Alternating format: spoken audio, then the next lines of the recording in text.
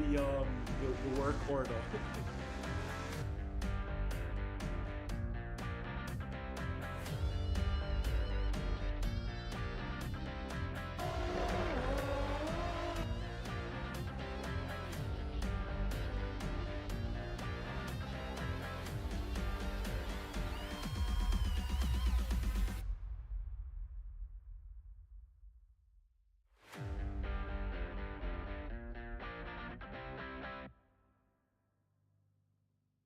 You've seen almost exponentially more contact between these rivals than in the first race.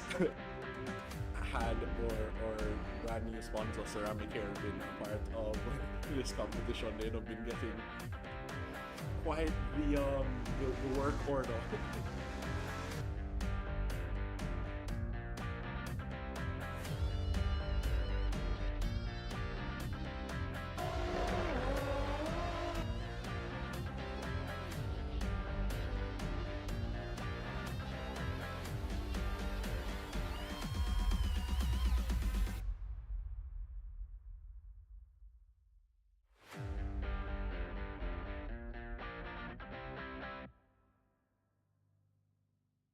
You've seen almost exponentially more contact between these rivals than in the first race. Had or brand new sponsor Ceramic Hair been a part of this competition, they'd have been getting quite the work portal.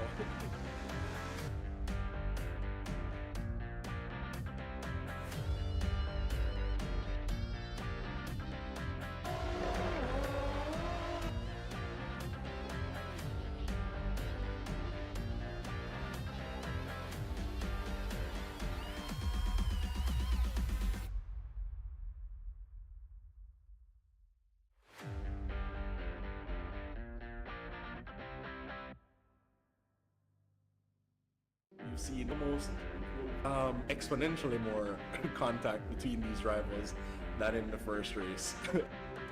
Had or brand new sponsor Ceramic Hair been a part of this competition, they'd have been getting quite the work portal.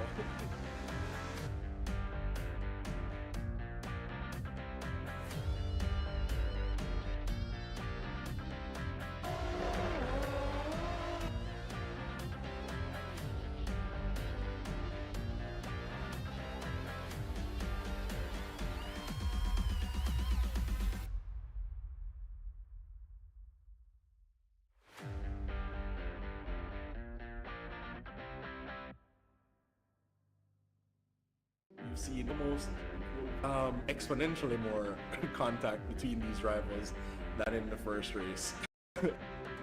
Had or brand new sponsor Ceramic Hair been a part of this competition, they'd have been getting quite the work portal.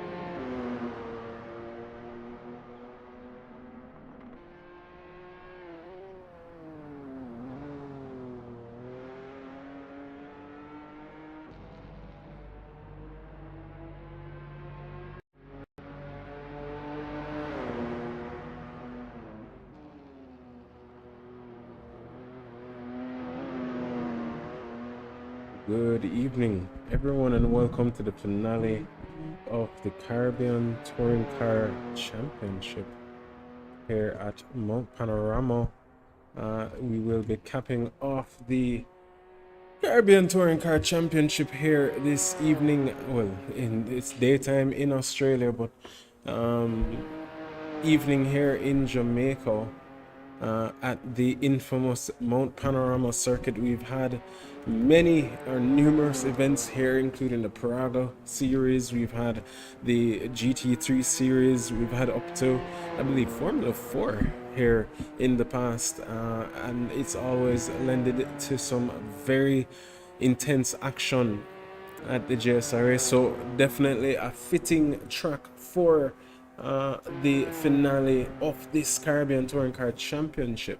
We have been missing in action due to the hurricane last week here in Jamaica and in the Caribbean. We did have to take a brief hiatus just to get everything back into check and everything ready and back on the way, but nonetheless we give God thanks. He was merciful for most of us, or to all of us actually. We have life and so much to give God thanks for, so we lift him up, especially in times like these. But nonetheless, I am your host for tonight's action. Tonight's race format will be slightly different than what you've been used to. We will be trying to add a little bit of a twist for the finale, something that we will be trying to do more and more each season to spice things up, to kind of break the monotony. We do have a few more drivers on the way here that should be making their way onto the track, but nonetheless, until we have almost, let's say, 11 minutes of practice remaining in this session, I will admit, ladies and gentlemen, I'm a little bit under the weather. You might be able to tell in my voice, not so sure, but nonetheless, I'll be trying my best to bring you the action as entertaining as I can possibly be. But nonetheless, as I said, we are changing up the format for this afternoon, this evening, to a 45-minute sprint race plus 1 lap. There will be no mandatory pits, but the tire wear is set to 175%, so we will be expecting to see drivers maybe practicing some form of tire management, because that will be crucial to mix with the 175% status. So expect to see some masterful driving as competitors navigate this challenging track while trying their best to preserve their tires. Adding to the excitement, the race director will be opening a safety car window between the 20th and the 30th minute mark. This element of surprise will bunch up the pack and give drivers a chance to either pit or hold their positions. However, between that 20-minute and 30-minute mark, only I, the race director, will know. We will be setting a timer on my phone, and once that timer goes off, we'll go into the voice chat, the driver's briefing room, and we will call for a safety car wherever the drivers are at that point and moment in the race. They would be allotted points for whichever position they are in. So that's just to add a little bit of excitement, a little bit of drama, let's say, to the mix of things, kind of stir the pot a little bit, because especially with 175% tire wear, we are expecting to see some very interesting strategies here this evening at the Mount Panorama circuit. With live weather conditions as well, anything can happen. Our drivers will need to adapt on the fly. Up to last night's practice session, we did notice a dash of rain popping up on the servo, so I'm sure the drivers will have that added stress to think through. Nonetheless, we did check the weather report this afternoon and this evening, and it seems like it's going to be dry. There is a 40% chance of rain down there in Australia, so we'll continue to watch that as the session goes by. As it stands, the silver class does have the race leader or championship leader, Mr. Jaden Harrison, with 80 points. Rohy Robinson does follow with 64, Mikhail Charles with 62.5, and Luis Daniel Velez with 54.5 points. Kimani Eastman tops off that top 5 silver class drivers for the season with 41 points. The bronze class now is where the excitement is going to come in, as Chad Dillon, the commentator who is typically behind the commentary booth, is now leading the bronze class with 64.5 points, followed by Luis Arenas with 60 points, Davil Park with 50, Ruben Espinosa with 49, and Nicholas Donald with 32.5. Roger Keller did miss the first round, made it for the last two. He is in 7th with 26 points, so I'm sure he has something to say about all of that. Nathan Bryan and Stéphane Tremblay unfortunately will not be making this evening's race, but they do take 6th and 8th respectfully, as well as Reese and Zavino of Miami. So we do have a few new names, and we'll get to them eventually. I mean, new to Caribbean Touring Car, but not to the JSRA, as we do have Salazar back here, typically in the Saturday Chase Up. A series started with the Praga Cup, and I'm hoping has been enjoying his tenure here at the JSRA. So glad to see him back here for another round of the Caribbean Touring Car Championship. I believe he made his debut last week at the, well, not last week, but the week before, at Sydney Motorsports Park. So Javier Salazar, definitely one to watch, because he did have the pace. He did finish 4th in the last Praga Cup series as well, so definitely something to note for the foreseeable future as maybe a possible contender here at the JSRA.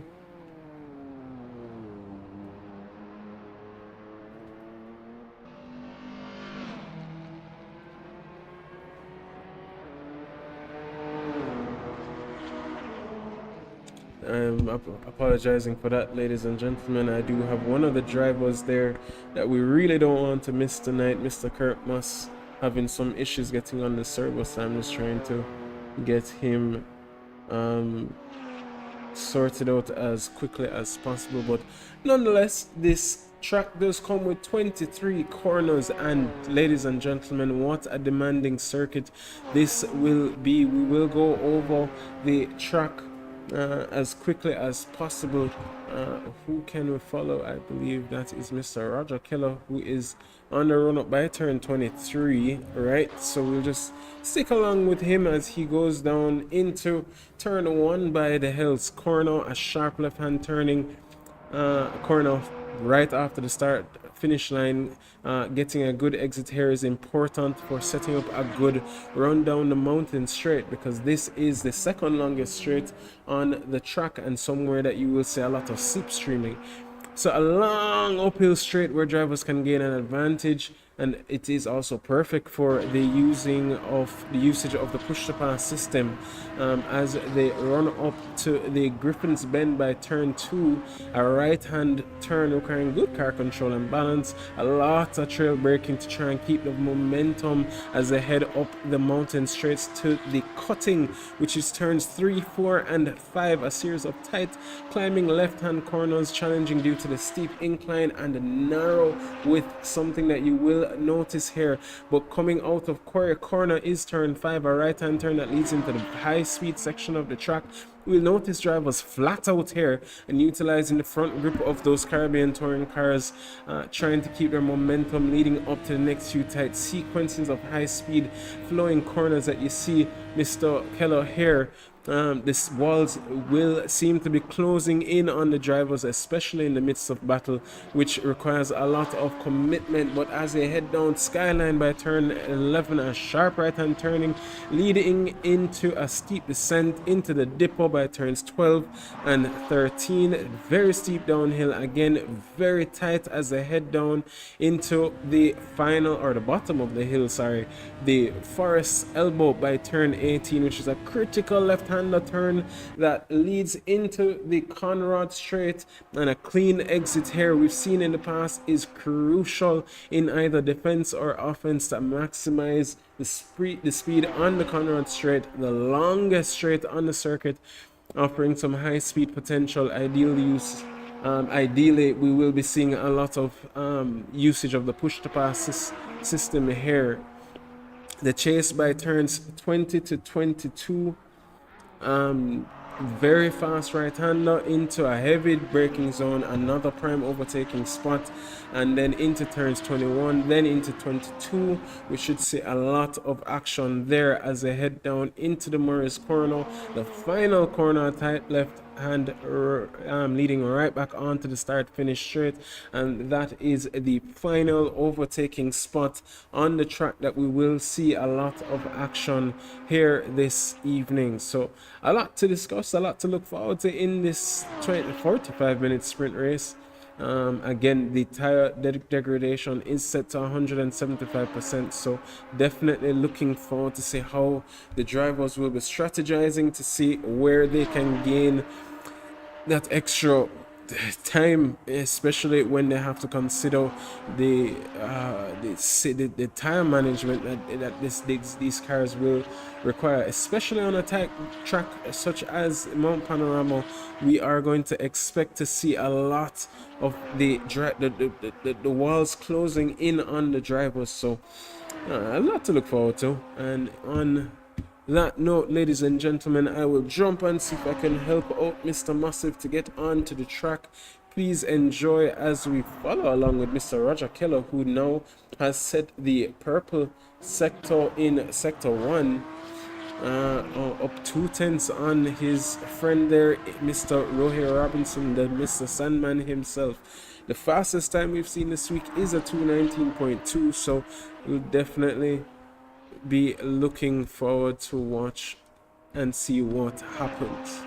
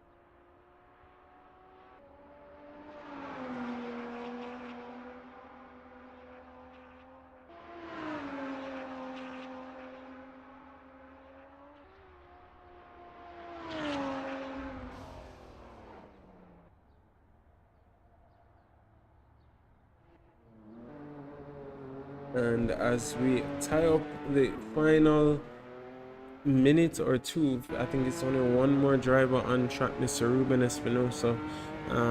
We will be heading into a 20-minute qualifying session. Definitely looking forward to seeing what is to come of this race, ladies and gentlemen. A lot of excitement to come. The fastest time we've seen so far is a 2:19.2 by Jaden Harrison.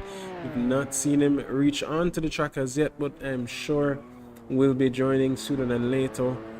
If he wakes up, that is. But nonetheless, I am definitely looking forward. The top 3 are only separated by a few tenths here and there, so definitely something to look out for in the meantime. And there goes Mr. Harrison now, just sending me a message to tell me yes, he's up and ready to go. So ladies and gentlemen, is a 20-minute qualifying session followed by a 45-minute sprint race.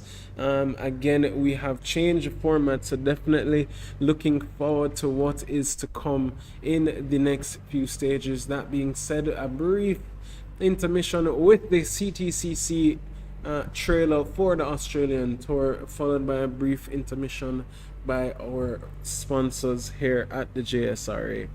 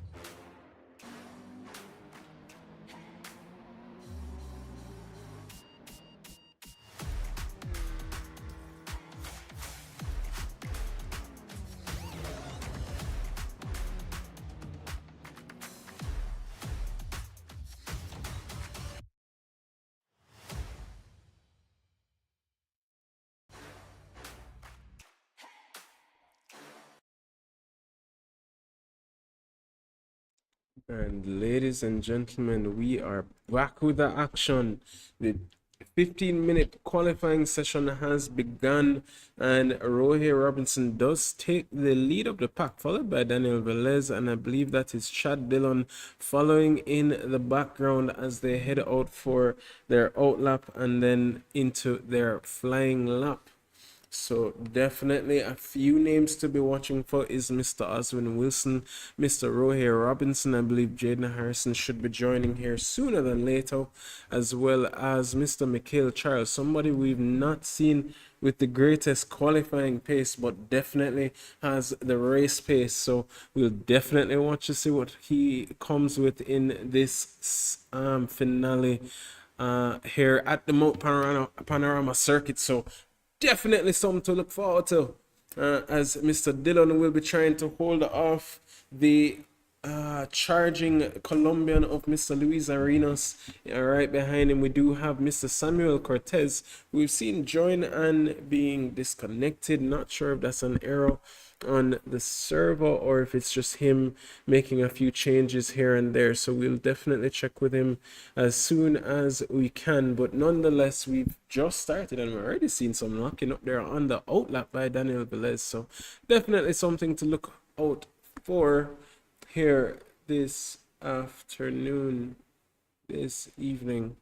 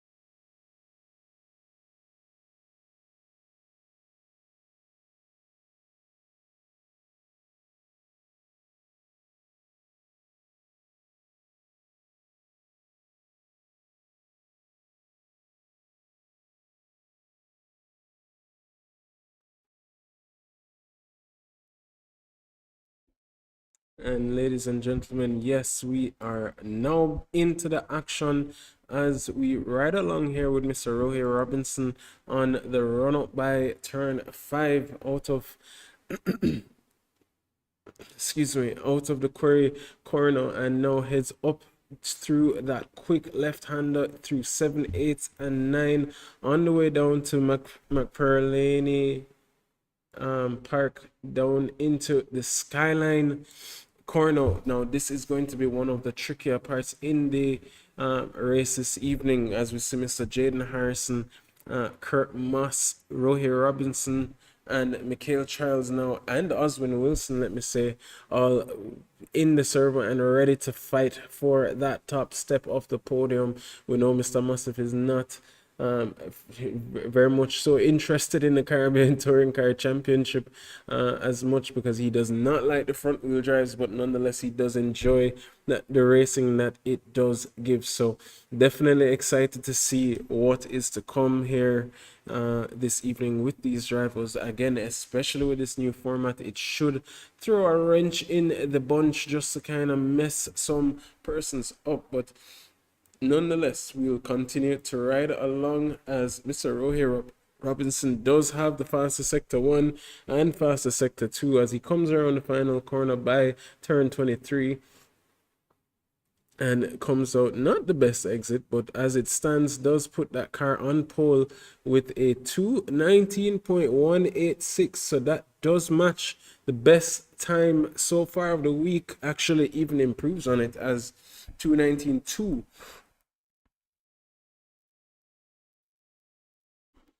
2:19.2 has been the greatest time so far of this series of at Mount Panorama. So Mikhail Charles now putting a 2:19.2 to secure that second position. Oswin Wilson with a 219.924. He did have the fastest sector 3, but did lose out there by about 2/10 in sector 2 and about 3/10 in sector 1. So definitely somebody to look out for, as he is on a flyer here coming down the mountain straight.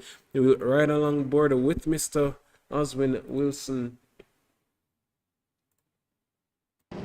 My apologies for the no volume. I'm not sure why Assetto Corsa has been doing that to me lately, but nonetheless, we've gotten it before it's too late.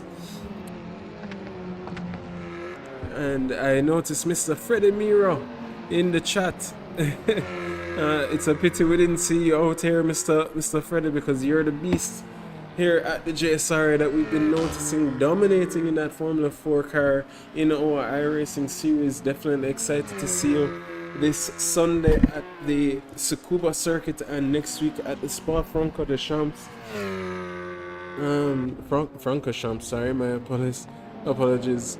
But nonetheless, ladies and gentlemen, we have a full grid, 2 very good classes of drivers. First, the bronze series as well as the silver. We are riding along with the Guyanese Mr. Oswin Wilson, who looks like he might be messed up on that lap by that looked like Samuel Cortez.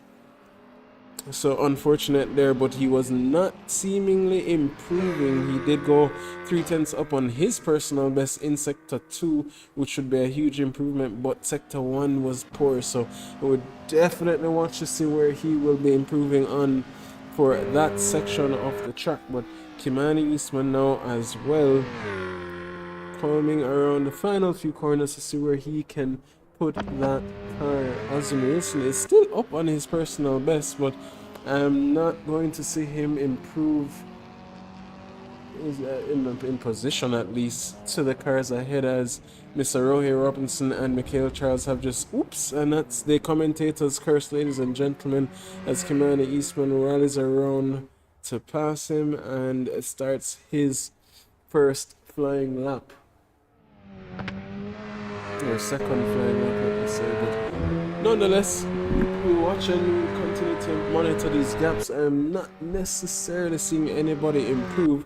Luis Daniel Velez of Colombia now, somebody who leaves practice until the last minute, unfortunately, but it's just because he just has his many races. But nonetheless, happy to have him on board with us here on the Friday and the Saturday series, as he rallies around the final 4 corners here at Mount Panorama. This is one of the most challenging tracks, but still one of our favorite to race at and to spectate at. So we'll definitely continue to watch that gap as it goes down and down. And there goes Luis Daniel Velez as he rallies around the final corner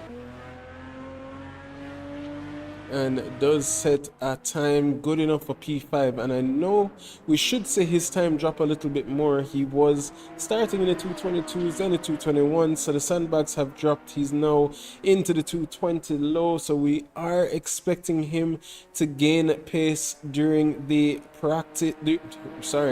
during the race itself, as his race pace typically oversees his practice race or quali racing time. We'll take a ride along with Mr. Jaden Harrison as well. We'll get back to Daniel Velez sooner than later, but Jaden has set a PB in sector 1 and sector 2, not really setting the track on file as yet, but still a good enough time based on what I'm seeing. Nothing too special, so we may or may not see him take away that P3 position from Mr. Oswin Wilson, but we'll continue to monitor that gap. He did set a 57.3 in sector 1 and a 42.4 in sector 2. So comes around the final corner. Where does that put him? And that puts him in P6. That final sector was just not very good there. with a 40.140. So we'll continue to watch him. He does have the fastest lap so far of the week, so we'll continue to watch him and see where he drops down. Mr. Massive as well, somebody too who has not done any laps in this car. We'll definitely look forward to seeing what he will come with. Daniel Velez now 2/10 up on his personal best. We'll continue to monitor and see where he filters out in this qualifying session. But as it stands, Mr. Rohey Robinson is on pole. But guess what, ladies and gentlemen? And we will definitely come back to Mr. Daniel Velez, or let's just ride along with him. But Mr. Mikhail Charles, and we don't want to give a commentator's curse at this point, sets a blisteringly fast Sector 1 with a 56.753. So he is definitely the next person to take a look at, as he sets a personal best of a 42.309 in Sector 2. So we'll ride along. But there goes Daniel Velez to take P3 away.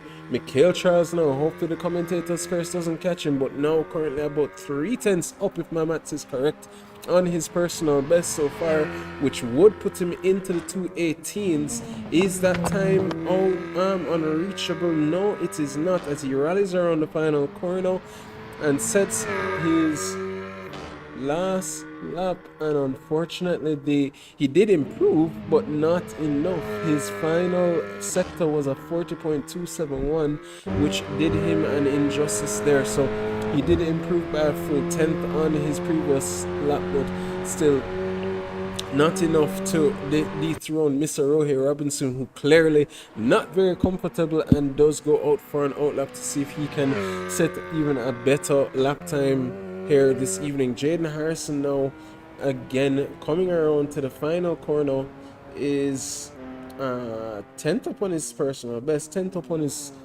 in sector 1 and 2, and we will continue to watch as he rallies around the final corner with a 219.966, 5/10 in sector 3. He again did just wake up, so definitely maybe trying to rub the eyes and wake up a little bit here. But as we see, Mr. Kimani Eastman currently sitting in P7. As it stands, the classes are separated perfectly.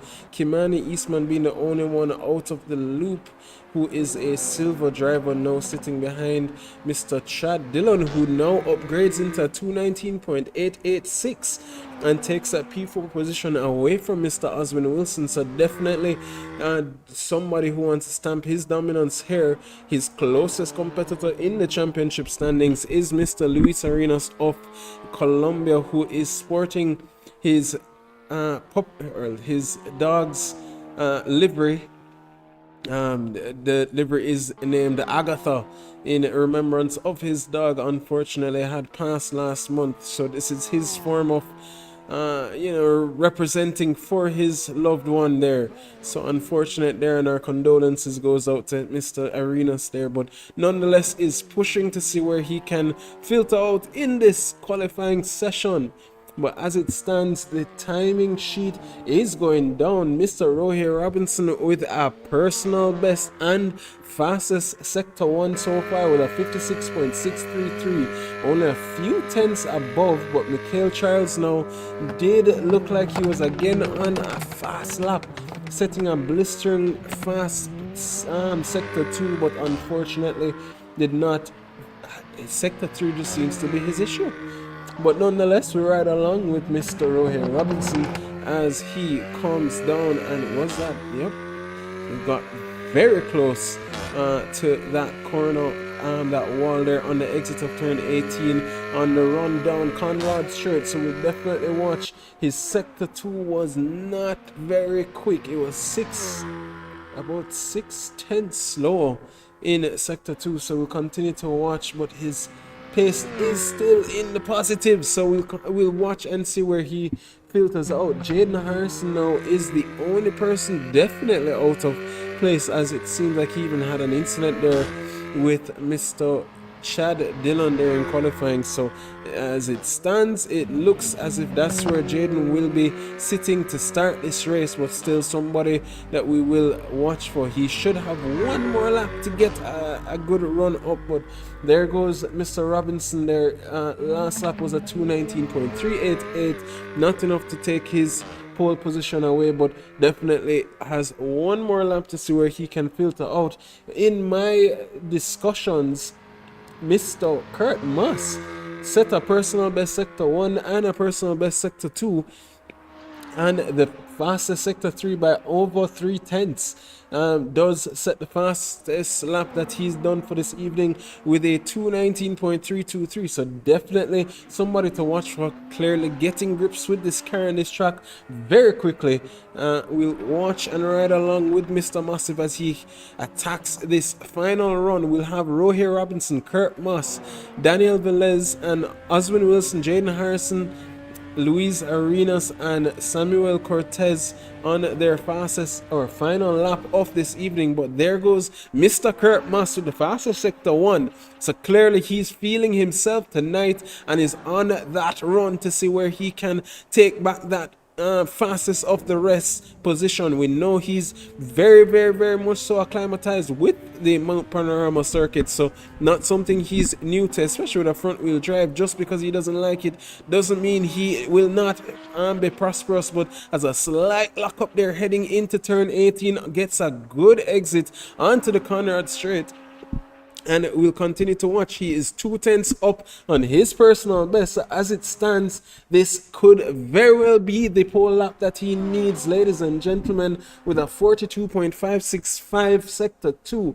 That is only 3/10 off of the fastest sector 2 of this evening. Although as I spoke, Jaden Harrison does swiftly take that position or that sector 2 back, and as Mr. Kurt Moss rallies around the final 2 corners into turn 23, comes around the final corner, does Mr. Massive improve? It looks like, and there he goes right into the wall, and that might have been a little bit of the commentator's curse, and it looked like he was going or had the pace to overtake Mr. Charles there, 4P2, and possibly Mr. Rohir Robinson, 4P1, but unfortunately on that final corner makes that run up into the final stretch. And there goes Mr. Jaden Harrison with the fastest sector 3, fastest sector 2, well, sorry, second fastest sector 3, and it takes that pole position away from Mr. Rohir Robinson to cap off the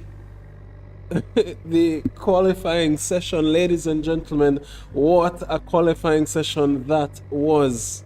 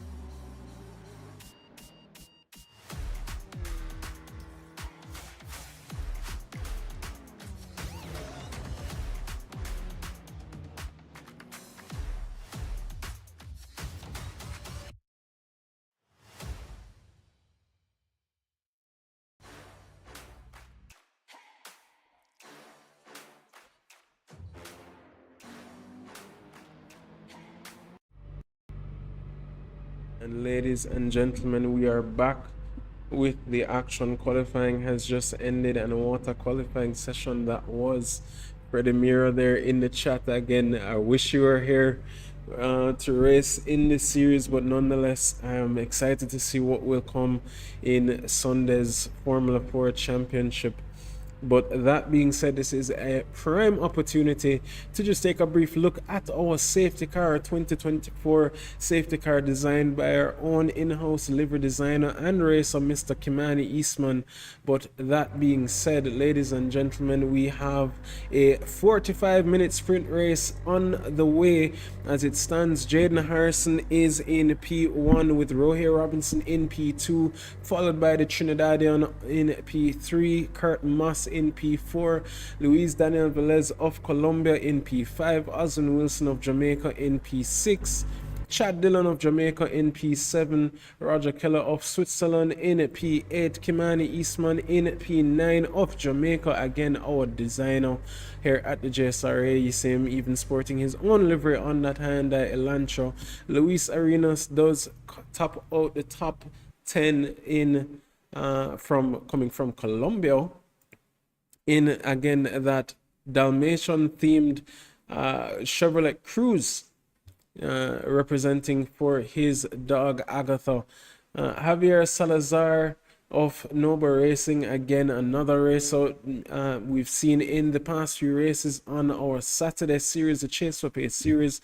We are now heading into round 3 tomorrow at Snetterton for the Praga Cup, followed by Samuel Cortez making his debut here at the JSRA, and Nicholas Donald to top out the rest of the drivers. But as it stands, Jaden Harrison is on pole position, ready to fight out this next 45-minute sprint race. Good evening, Mr. Gunter. It is a pleasure to have you here with us as always, and we hope that we can bring some very good action to you and the rest of the fans here at Mount Panorama. Again, we did flip the switch a little bit for tonight's race, so there will be it will be a standing start, but it will be a 45-minute sprint race, but it will be split into 2 races at some point in the race, and my timer will be set. It's ready to go once the race begins.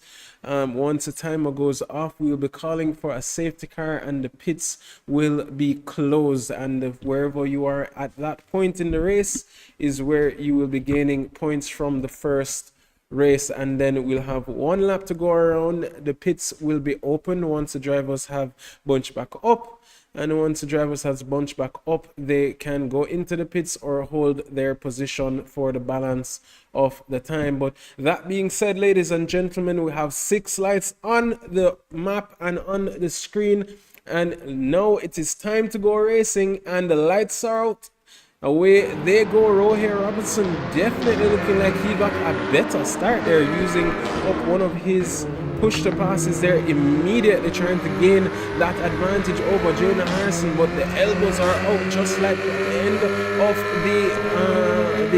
the hill by Elbows corner. Mikhail Charles now taking that position from Rohey Robinson. Kurt Moss now is one of the bigger losers. They're losing out 1 position there, but Daniel Velez now trying to keep up, and you can see that line of cars heading into turn 2. That is one of the more desperate zones that you will be noticing here, especially this evening at the race. The tire wear is at 175%, so that is definitely something to look forward to. But there we saw 3 wide as Samuel Cortez, Kimani Eastman and Chad Dillon, clearly the biggest loser there out of all of them, falling all the way back from P6 all the way back to P9. So we'll have his work cut out for him this evening. But nonetheless, Jaden Harrison leads from Mikhail Charles, has the charging Rohey Robinson right there on the rear of that Hyundai Elantra, and the 2 as they head down into Skyline will be fighting it out. Kurt Moss and Daniel Velez now as well, just finding themselves right in that slipstream, trying to stay along as best as they possibly can. And this was a very good and clean start for the racers as they head down into 16, 17 and now into turn 18. This is where you're going to see a lot of slipstreaming this evening, ladies and gentlemen, as the drivers will be trying to hone and use all of the effects of the aerodynamics here on these front wheel drive cars and try and gain that little tent. You're seeing where Daniel Velez is just inching closer and closer to Mr. Kurt Moss, as Mr. Moss is now making the move on Rohey Robinson. Rohey Robinson hugs up that inside line, and this, ladies and gentlemen, this fast right-hander into the left-hander now. You do see Mr. Moss there going a little bit too wide. Rohey Robinson uses that to his advantage. Daniel Velez now seeing if he can even gain a thing here or there, but does not benefit. And Kurt Moss is the biggest loser out of the pack, but these three will continue this fighting as the race ensues. But ladies and gentlemen, we have 42 minutes plus 1 lap, and look at them go again. It is 175% tire wear, so we are going to have to see some form of tire saving at some point, as we see Mr. Kurt Moss there going up to get that inside line away from Mr. Daniel Velez as early as possible. Did use up one of his push to passes, uses it to get away as quickly as possible, and Daniel Velez now has that blue Corolla in his front sights, now will be trying his best to see if he can make back that position. But again, at this point it's more about tire saving than anything else. But the pack from first all the way down to P11, P10 is separated by a few tenths here and there, but Daniel Velez has not given up that fight between himself and Mr. Kurt Moss as they go around turn 5 into turn 6, 7 and 8. Now this is a fast section of the track, so we shouldn't see much overtaking here, especially going down the hill.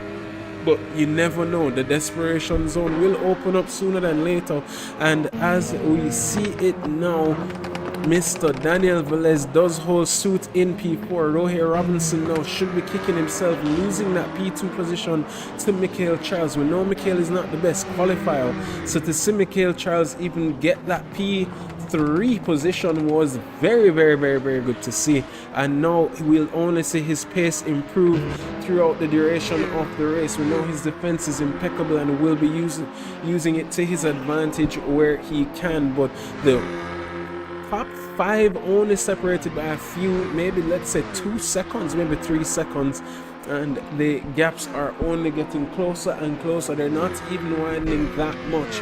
Ladies and gentlemen, what a race we have on for this evening.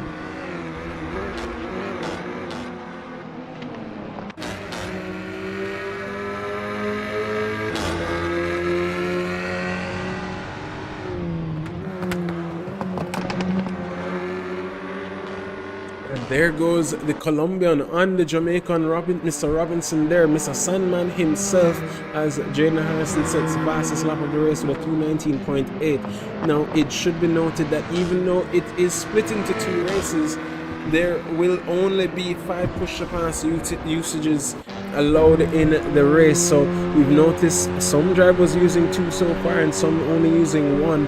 Rohey Robinson seems to be, this is the first race where we've seen that push-to-pass on the first lap not being utilized, as he takes a look on the inside, but there goes Daniel going very defensive. Now Mr. Massive has been invited to the party to maybe see if he can throw a mix into the Kool-Aid and try and see if he can gain back that P4 or possibly even P3.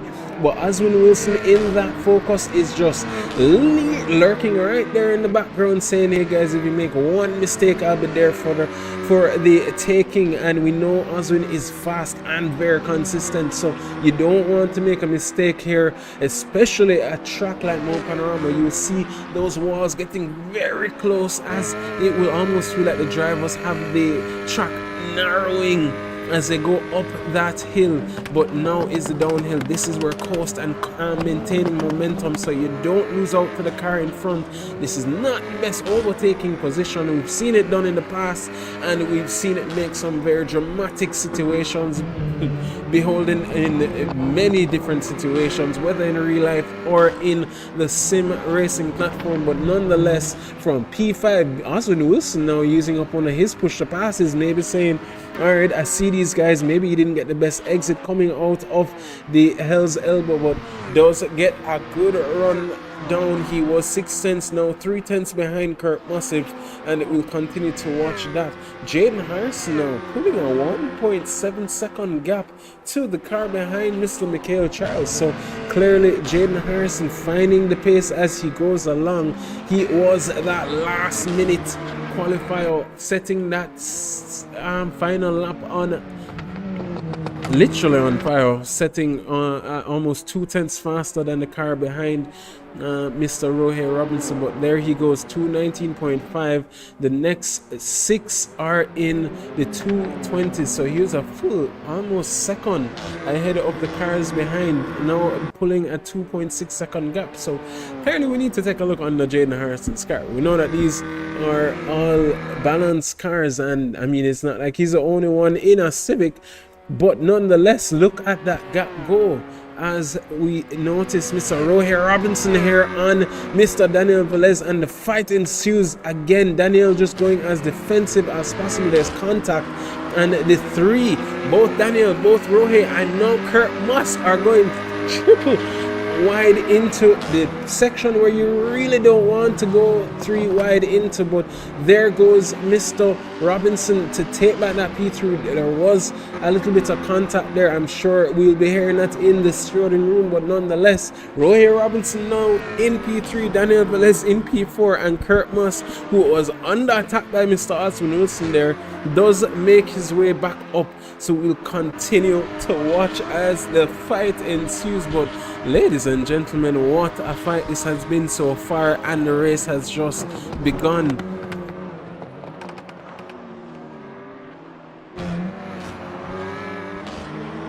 As we continue to monitor this battle, we'll just take a look back at the final points position as Mr. Kimani Eastman now hunting down Mr. Chad Dillon there.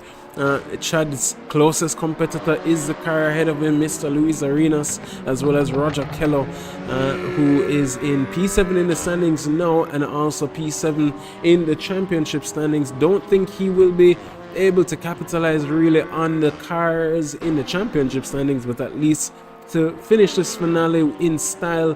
Hopefully there will be no commentator's curse there, but there goes Kurt Moss on Daniel Velez, and Daniel trying his best is pushed wide as I head down into turn 23. Oswin Wilson now seeing if he can take a look at that Toyota Corolla, but again there goes Daniel Velez going defensive, trying to secure that position from the charging Guyanese. Right behind him on his tail, Michael Charles now setting a 219.7, but again the times have just been, the gap between P1 and P2 has just been stretching out. As we see Rohey Robinson now using up one of his push passes, maybe seeing if he can close that gap to the yellow Elantra ahead of him and see if he can maybe mount an attack. But please be reminded that he will not be getting much of a he will not be getting any more push pass usages after the restart in the next so and so minutes. I will not announce that just in case the drivers are listening out, but nonetheless, ladies and gentlemen, what a fight this has been. Oswin Wilson now, the Guyanese, taking that P5 away from Daniel Velez. Please keep in mind that these two have fought it out in the past, and I'm sure we'll be looking forward to fighting it out again here at Mount Panorama. And Oswin mounted his first attack, was not successful, but will be definitely trying to mount another one. He has 4 push to passes remaining, and Daniel has 5. So we'll watch and see if he utilizes it early, or we'll be saving these for the latter stages of the race. Chad Dillon has closed that gap to his closest rival, Mr. Luis Arenas, as I head down into turn 16, 17, now heads down into turn 18 by the Hell's Elbow.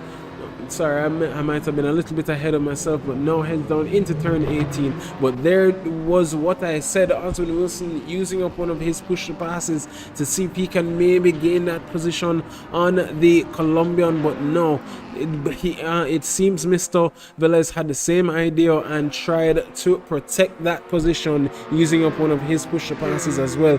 But there goes Chad Dillon on the Conrad Straight, is side by side with Luis Arenas, and the two are heading into the fast right-hander. There is a little bit of contact. Will Luis slow that car down in time? He definitely did not. So wow, that was a that was a lucky call there for Mr. Dillon, because that was a charging torpedo on the way to take him out, and Luis Arenas gets a DNF here this evening. So unfortunate there for him. Not sure exactly what happened, but I'm sure you'll hear about it in the steering room. But nonetheless, the battle is still on. Kimani Eastman is still hunting that red Honda Civic right in front of him. These two are, one is trying to be promoted into the silver class, is Mr. Chad Dillon, and Mr. Kimani Eastman is there trying to maintain his position and see if he can catch that P10, P8 from Mr. Dillon ahead of him, and always put a little bit of pressure there will, force Mr. Dillon into making a mistake at some point. Oswin Wilson now still on the hunt for the car ahead. Mr. Daniel Velez will just ride along with him as they head up the very narrow and tight grueling track. Again, ladies and gentlemen, 175% tire degradation will pose some very interesting strategies. We may see somebody jump into the pits. We may see persons just holding out as long as they possibly can. Who will know? Who can tell? But only time will.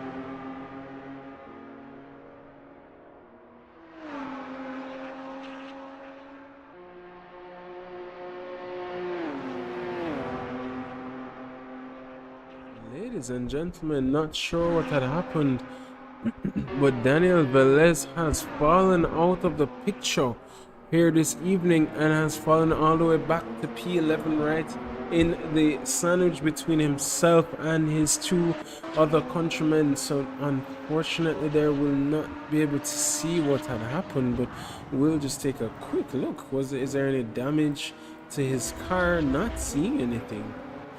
So I'm not entirely sure what had happened there between him, but I'm sure we'll be hearing about that at some point in the, well, if he makes it back up to the top three in the driver briefing at the end of the race. But nonetheless, that does promote Mr. Chad Dillon and Kimani Eastman into P7 and P8 of this championship.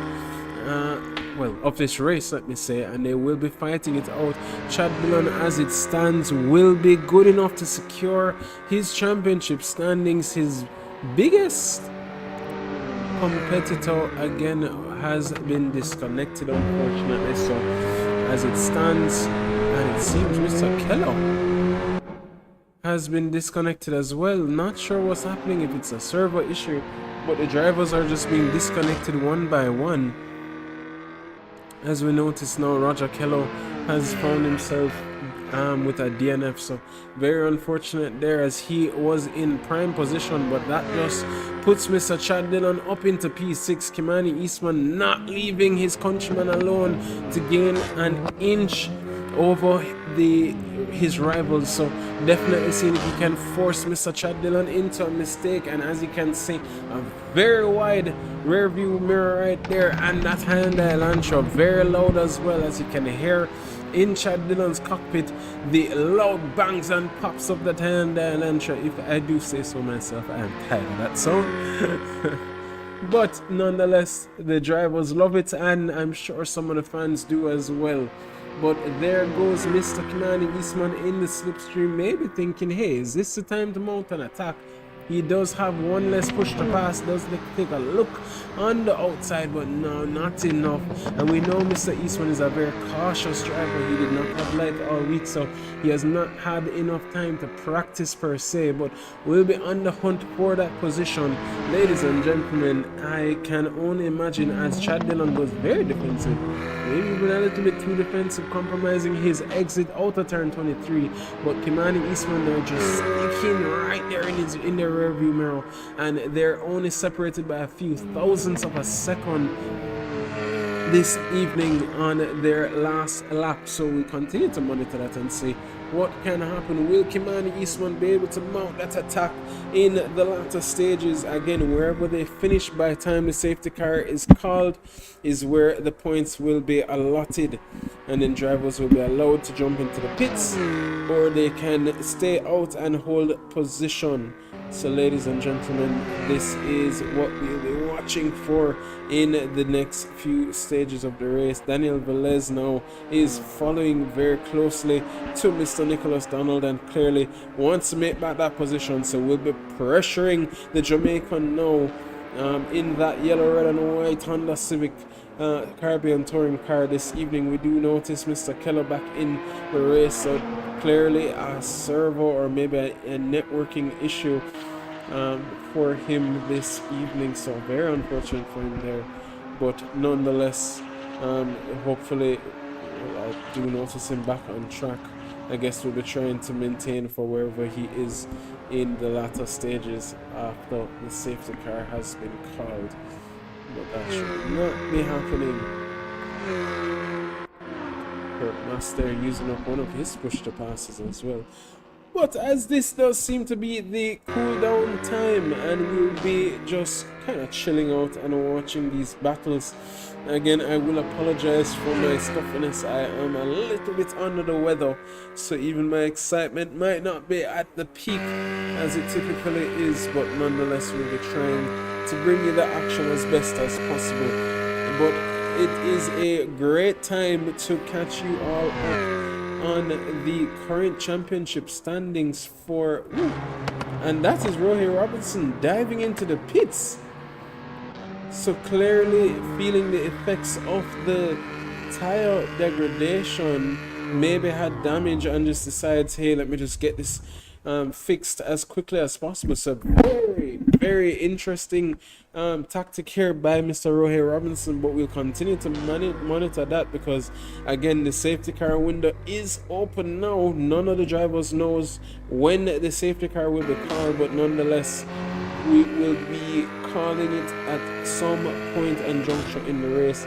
Jaden Harrison has literally just pulled a 4-second gap to Mikhail Charles of Trinidad, and right behind him is Mr. Kurt Muster in P3, but Rohey Robinson now joins the back of the pack in P11. That is out of the points positions, so we'll be trying his best to see if he can gain back a position here or there and gain back a point before the safety car is called.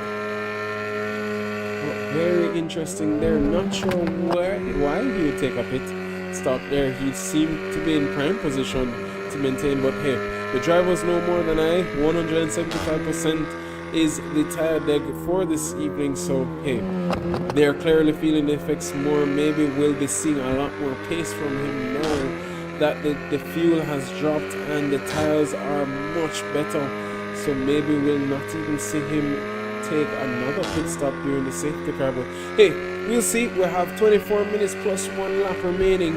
Only time can tell at this point what will come.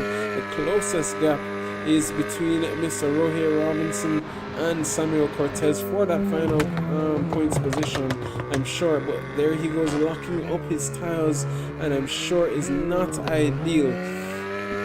Just a quick rundown. Chad Dillon is leading the points with 64.5 points.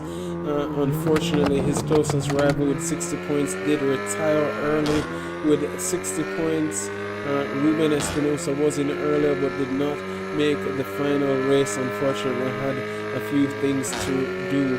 Nicholas Donald is in at the moment P2, so that would promote him maybe up into P4 P4 or P3, depending on where he finishes after this race. But there goes Mr. Rohey Robinson on the Colombian as he takes that final point position and is on his way to the next Colombian ahead of him, Javier Salazar. But there goes Oswin Wilson now taking a pit stop himself.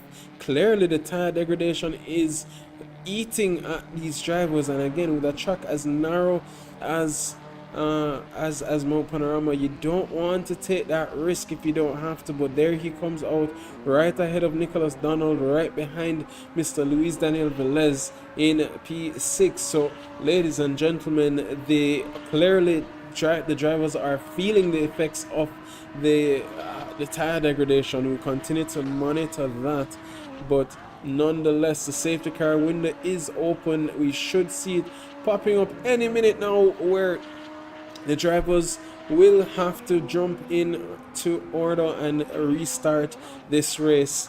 Again, this is a new format for the JSRA, so something that we do look forward to the feedback from not only the drivers but also you, our fans, listening out. So if you like this format, please let us know what you think, and we'll see where we can maybe add a few extra twists into the series to make this a little bit more exciting. But nonetheless, ladies and gentlemen, the safety car window is open, and I am looking forward to seeing who else will take that late dive into the pits and make that move.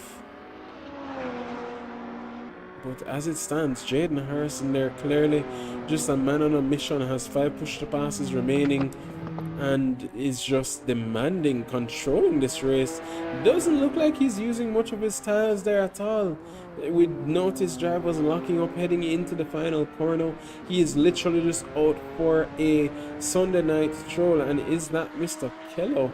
I saw, yes, that is Mr. Kello, that Jaden will be coming all around to catch back up. But there goes Rohey Robinson to take back that position from Javier Salazar. So at least gaining a position here, and there are a few extra points at the moment. Not sure what had happened there with his pit stop, but clearly just his strategy. Nonetheless, we'll continue to monitor. Jaden Harrison is 5.3 seconds. Kurt Moss is closing the gap to Mikhail Charles, so we'll continue to monitor that.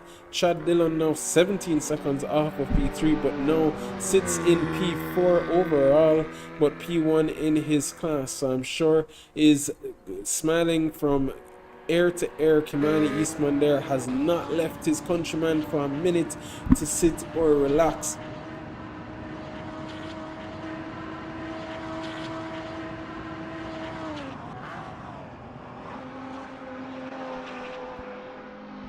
But nonetheless, ladies and gentlemen, this race has been so fun to watch. With 20 minutes plus 1 lap remaining, I can only imagine how these drivers must be feeling, especially trying to manage these tires as best as possible. Oswin Wilson now, I thought, would be making a little bit more inroads into the car ahead. But that pit stop, man, was it that did he have damage? Was it just because, again, with the tire degradation, you will definitely hear the tires screaming as the understeer does cause these cars to just head straight into the wall, and you know, damage is definitely set to 100%. So definitely something to look into. But that being said, ladies and gentlemen, as Mr. Harrison comes around the final 2 corners in 3, 2, 1, the safety car is now being called, and the leader will be dropping his pace to 50 kilometers. The pits are closed, so all of the drivers should be making their ways to catch back up to the leader. Only the race leader will be at 50, but as it stands, Jaden Harrison does win that first sprint in P1, Mikhail Charles in P2, Kurt Moss in P3, Chad Dillon there in P4, Kimani Eastman, his best friend for this evening, in P5, Luis Daniel Velez in P6, Oswin Wilson in P7, Nicholas Donald in P8, Rohir Robinson with that pit stop relegates him to P9, Javier Salazar in P10, Samuel Cortez in P11, and unfortunately there for Roger Kello, who did get disconnected, not sure what had happened there, is now in P12. So as the drivers head up to catch back each other, again the pits are closed, but after this lap the drivers will have all opportunity. The race leader can now raise that speed up to 80 kilometers, 100 kilometers on the straights.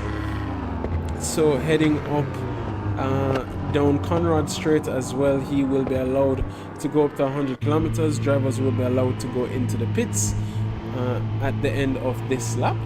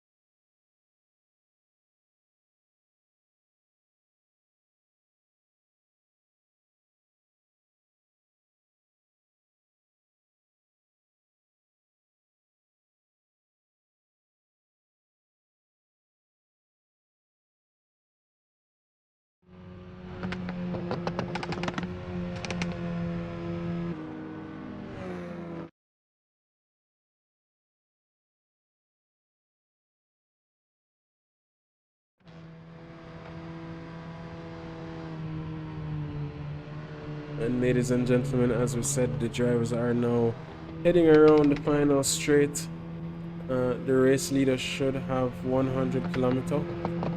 It is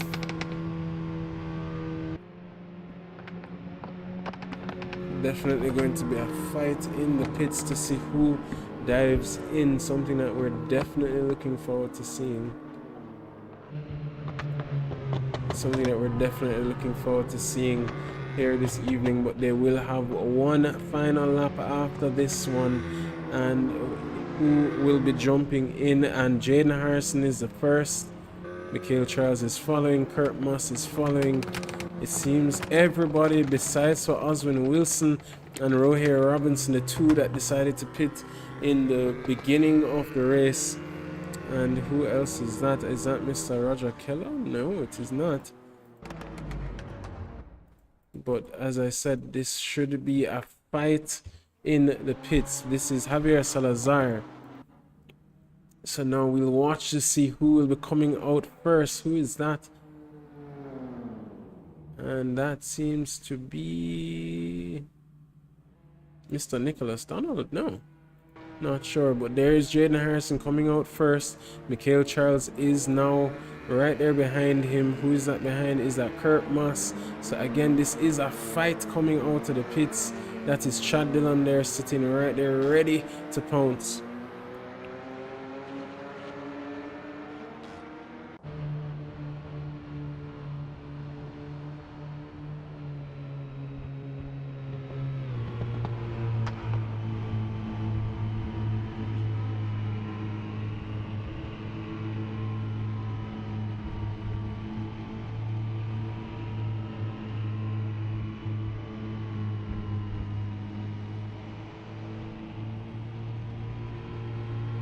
and we are going racing on the end of this lap, ladies and gentlemen. Again, we are looking forward to hearing your feedback from this format at the end of the race. Definitely something to look forward to and hear about, instead of having 2 sprint races, but we're thinking just to spice it up for the finale more than anything else. So we'll continue to watch and monitor.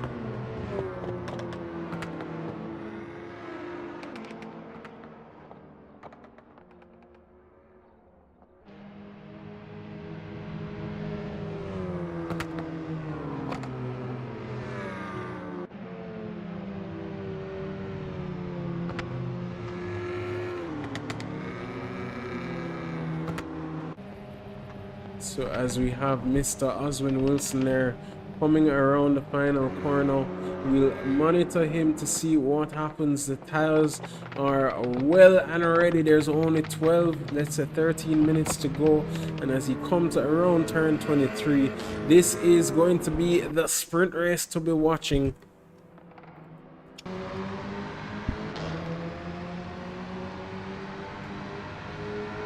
Green light, green light, green light, green light, green light. And the race is back on, ladies and gentlemen. Michael Charles using up one of his push the passes already.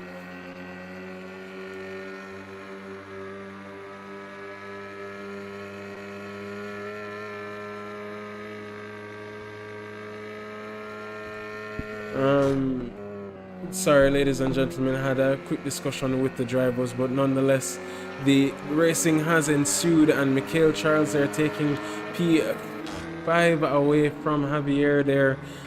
Kurt Muss there losing out. I was a little bit late on calling that green flag. Unfortunately, was having a little bit of a technical difficulty, so a few drivers have lost out, unfortunately, but I'm sure they'll be trying their best to make back up position. But Rohir Robinson now pulling what we call the Jaden Harrison-esque of a race, now pulling away in P1.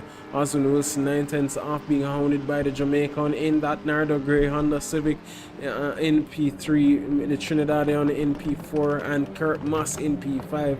So this was the original lineup, top 3 from the first race. We'll watch and make sure that and see if who of this trio will come out to win in positions. But clearly Rohir Robinson trying his best to just get away as quickly as possible. Both Jaden Harrison and Michael Charles using up one of their pusher passes to get away as quickly as they can possibly go.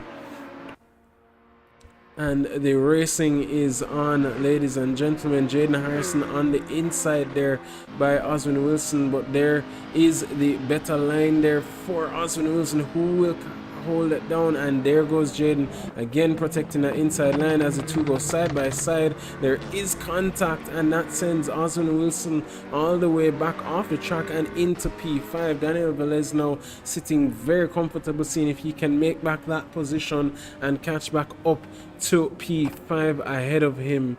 So we'll continue to watch and monitor, ladies and gentlemen. We have 8 minutes plus 1, 9 minutes plus 1 lap, so that's roughly about 11 minutes to go. Who will be the victor?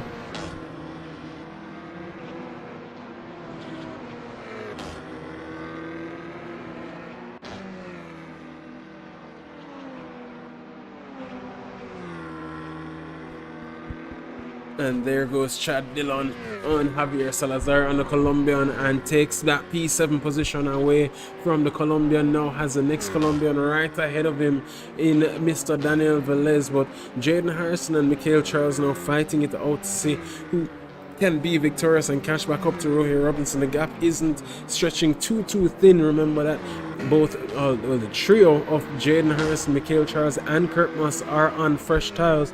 Oswin Wilson and Rohit Robinson are the two out of the three that decided not to pit this so far. They pitted earlier in the race, I'm assuming because of damage, but I'm sure we'll hear about that later down in the driver briefing.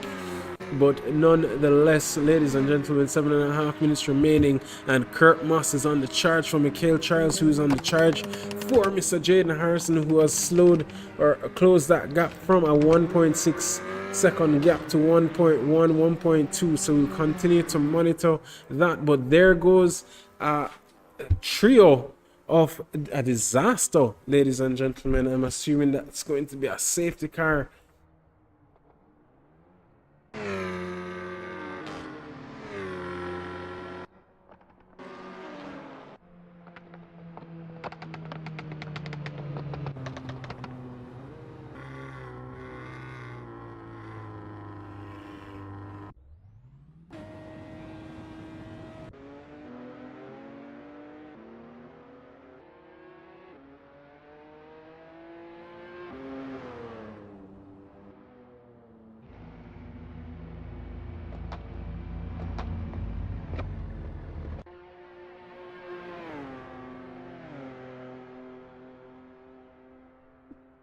And the safety car has been called just to catch back up these few drivers here.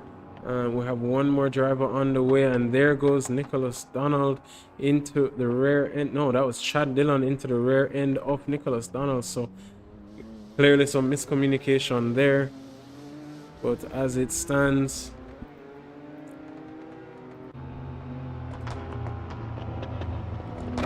all right.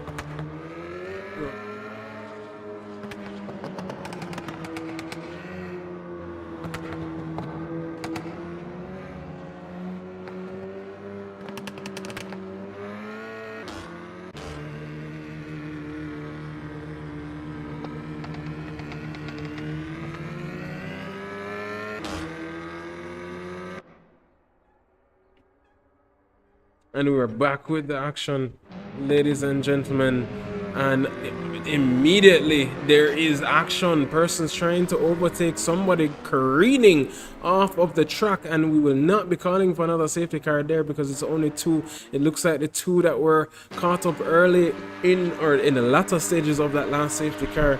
But nonetheless, there is Rohit Robinson now with almost a second gap to Jaden Harrison, who is now under threat by Mr. Mikhail Charles, who there is contact and goes slightly drifting there and loses out contact between himself and Daniel Velez. And who was that? Was that Mr. Javier, clearly giving a little bit of a bump draft to get these drivers on the way? But now it seems as if the fatigue has been setting in and drivers are just trying to see this is the last few stages of this race, and you know, maybe getting a little bit impatient, maybe trying to just gain as much position as quickly as possible.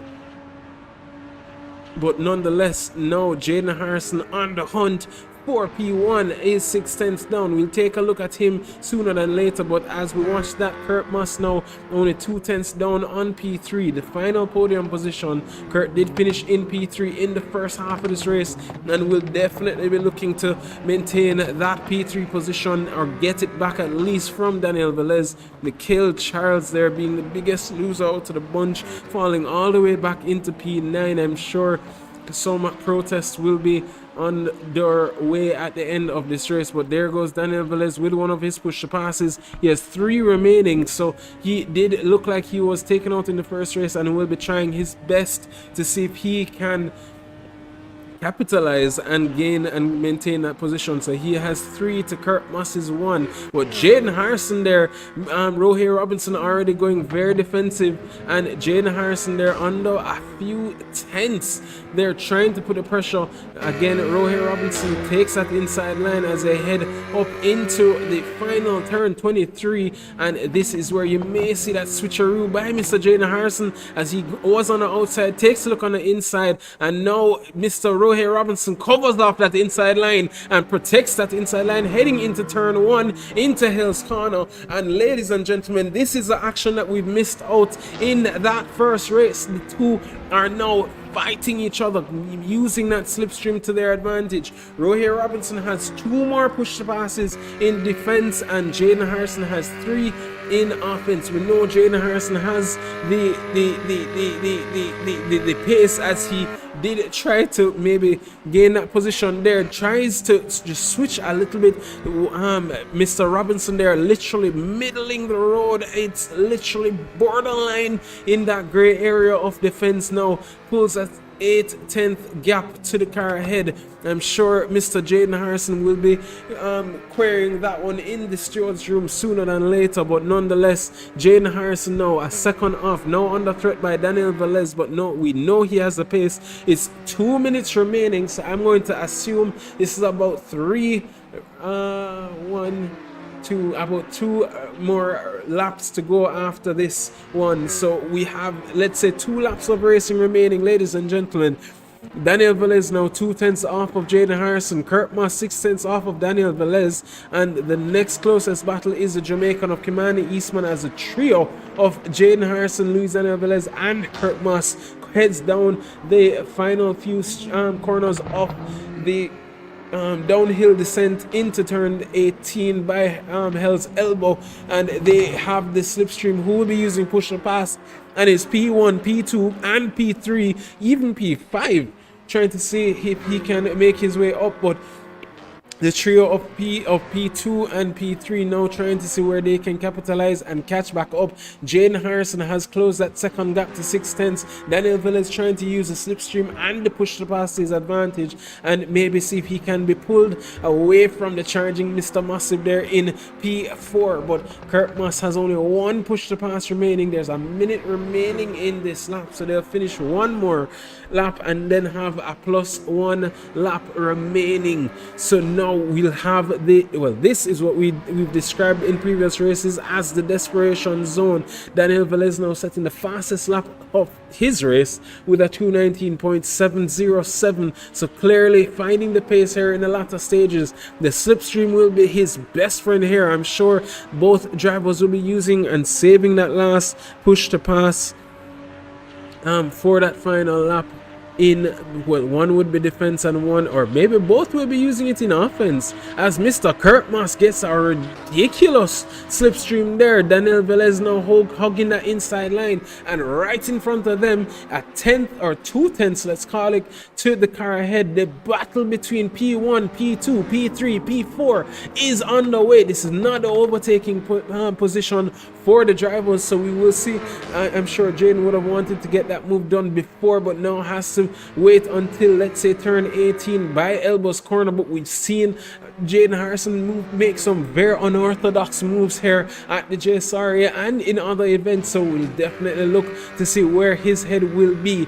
But we know him and Mr. Robinson have had a past and a history with making some very questionable, borderline, I'm not going to say illegal, but gray area defensive moves. So we'll continue to watch that. But between P1 and P4, they're separated by literally about a second, as the quadruple of the how do you even, it's not a triple, it's a quadruple of drivers heads down out of turn 18. Luis Daniel Velez uses up one of his push passes, maybe in offense and defense, Jaden Harrison, I'm sure, will be hugging that inside line, and there they go, very defensive. Luis Daniel Velez trying his best. Jaden Harrison having to use up one of his, but guess what? Kurt Moss now takes away that P3 position and moves up, goes defensive. Now Daniel Velez has to back out, and Daniel Velez now is the biggest loser. Jaden Harrison now going off tracks, and now the quadruple of them, all of them fighting, going 3 wide, heading into turn 1. I can't even keep up with the action as Kurt Moss has made his way from P4 into P1. Daniel Velez now careening into the wall. Rohey Robinson and Jaden Harrison, I'm sure we'll be hearing a lot of this in quadruplet. Thank you so much, a piece of Reese's out there in the chat. But oh my word, ladies and gentlemen, what a climactic finish to this finale, as the as you said it, the quadruplet of drivers have just fought their way through tooth and neck, and knowing that this was a desperation zone, we knew some very desperate moves were going to be made. And now Kurt Moss leads this race. No push to passes remaining. Does hug that inside line. I'm sure will be trying his best to maintain. Will Kurt Moss get that P1 position from Mr. Robinson behind him? Rohey Robinson with 1 push to pass remaining. Jaden Harrison with 1 push to pass remaining. Oswin Wilson has now joined the party as well with all the drama. Ladies and gentlemen, I told you before that I was not feeling well, and all of a sudden I've gotten all the energy as these drivers are fighting and battling it out. Only a few tenths between themselves. Oh my word, ladies and gentlemen, there's only 7 tenths between P2 and P3 to P1. Who will be victorious? Both second place and third place has a push to pass to be used. We know where they will be using it, right on that back straight by Conrad Straight. It is the longest straight in the track, so we know Kurt will be trying his best to go defensive. Rohey will have not only the slipstream, but will also have the use of the push to pass. Exit here is crucial as they use a little bit of trail braking. Jaden Harrison looks like he got the better exit, and Rohey Robinson already using up one of his his last push to pass. I've not noticed Jaden Harrison using his as yet, but does stick in the slipstream there and uses up his own. Is that too late for Jaden Harrison, or was it a too fast, too furious, too soon junior kind of situation? Will he make a late dive? And there goes Rohey Robinson taking the inside line. What was that? And does make contact with the driver, Mr. Massive, and now the two between Jaden Harrison and Mr. Kurt Moss are fighting it down. Jaden Harrison has the ID line of the inside line, and it is now going to be a drag race as Jaden Harrison's elbows have been out. The elbows have been put out, and who took that one? It was Jaden Harrison in P1. What a finish! Kurt Moss in P2. Rohey Robinson very unorthodox there, heading into the fast turn 20, 21 and 22. Should not have parked there on that final corner, but as it stands, Jaden Harrison in P1, Kurt Moss in P2, Rohey Robinson in P3, Oswin Wilson in P4, Mikhail Charles in P5, Kimani Eastman in P6, Luis Daniel Velez in P7. Unfortunate for him there. Javier Salazar did look like, well, no, he didn't for DNF. He just teleported right back to the pits, as well as Mr. Samuel Cortez. Chad Dillon now rounding out the final points position in P10. Nicholas Donald in P11. He did have that incident with Mr. Dillon on the end of that safety car and at the start of that restart after the safety car. So, ladies and gentlemen, what a race this was. What a climactic end to the finale here at the Caribbean Touring Car Championship. We'll just prepare the drivers quickly for their interviews, as we'll have Jaden Harrison, Kurt Moss and Rohey Robinson, as well as Chad Dillon, who would have, let's see, I believe it's only Chad Dillon that would have placed in the top for his class, as most of the others have disconnected. So very unfortunate. There a lot of racing to happen. I think we'll just stick with the top 3 for this evening just to avoid any confusion. As I get them ready, ladies and gentlemen, a quick word from our sponsors. You see the most improved exponentially more contact between these rivals than in the first race. Had or brand new sponsor ceramic hair been a part of this competition, they'd have been getting quite the work order.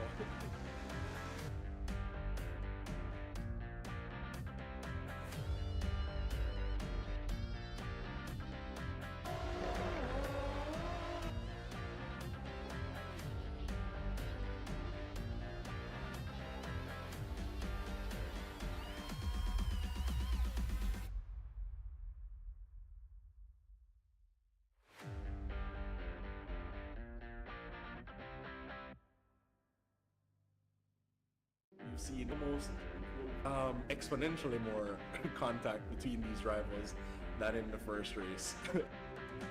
Had or brand new sponsor ceramic hair been a part of this competition, they'd have been getting quite the work order.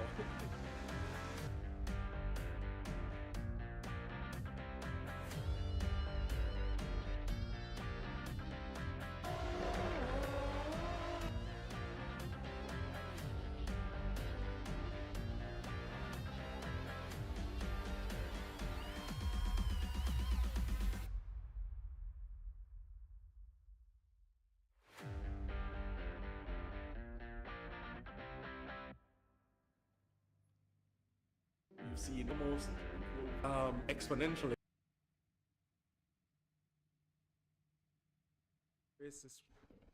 And ladies and gentlemen, we are back in water race. We will be only interviewing the bronze champion for the season, Mr. Chad Dillon, as well as the top three from the race, Mr. Rohey Robinson, Kurt Moss, and Jaden Harrison. But we'll start first with Mr. Chad Dillon, now being promoted to the silver class. Very interesting second race there, but we'll get to that eventually. But talk us through your first race. I mean, you finished in P4 overall, and then now taking the P1 position in the championship standings for the bronze class.